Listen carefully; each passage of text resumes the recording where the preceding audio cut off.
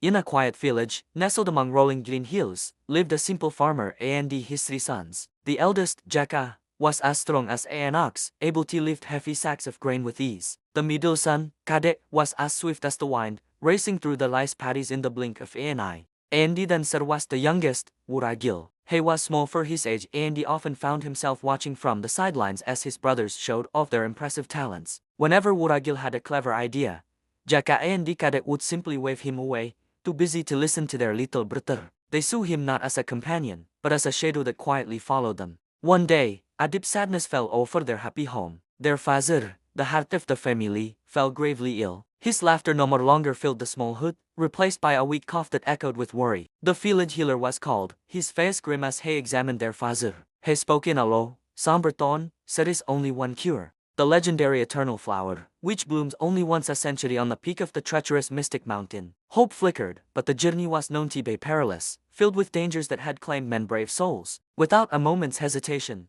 Jaka declared, "I will go. My strength will clear any path." Kadek stood beside him, "Andy, my speed will get you," said Andy, but before the next sunrise. They were confident, their spirits high. Wuragil stepped forward, his small voice filled with determination. "Please, let me come with you. I can help." Jaka ruffled his hair dismissively. "Stay here, little brother. This is no more place for a child. You would only slow us down." Kadek nodded in agreement. "Protect the house, Wuragil. That will be your job." With their bags packed and their heads held high, the 2 older brothers set off, leaving a crestfallen Wuragil behind, his heart heavy with worry for his father and a sting of rejection from his siblings. As the sun began to set, casting long shadows across the village, Wuragil's anxiety grew. He couldn't just sit and wait. His father's life was at stake. With a newfound resolve, he packed a small bag with water, some rope, and his father's old book about the mountain's flora and fauna. Under the cloak of twilight, he slipped out of the house and followed the faint trail his brothers had left behind. The path to Mystic Mountain was even more daunting than the stories described. The air grew cold, and strange sounds echoed through the dense forest.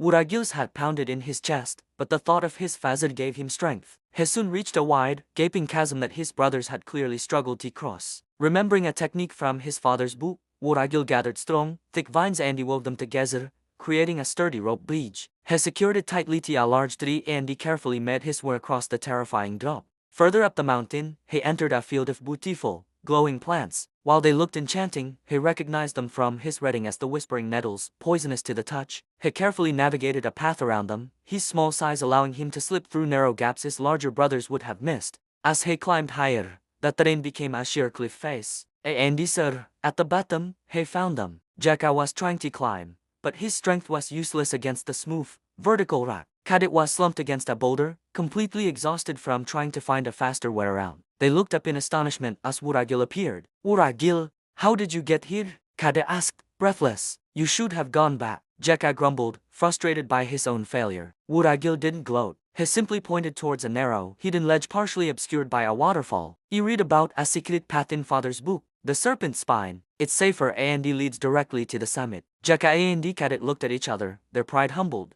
Without another word, they followed their younger brother. Wuragil led the way, his knowledge guiding them safely along the winding, narrow path. He showed them which handholds were secure and which rocks were loose. Together, using Jaka's strength to clear fallen rocks, Kadek's agility to scout ahead, and Wuragil's intelligence to guide them, they finally reached the peak. And said it was, bathed in the soft moonlight, a single, luminous flower with petals that shimmered like captured starlight, the eternal flower. Carefully, they plucked the flower and began their descent, this time working as a true team. They returned to the village just as dawn broke. With trembling hands, they prepared the medicine and gave it to their father. A miracle unfolded before their eyes. Color returned to his cheeks, and the light came back into his eyes. He sat up, his voice weak but clear. "My sons, you saved me." Later that day, as the family sat together, a profound silence hung in the air.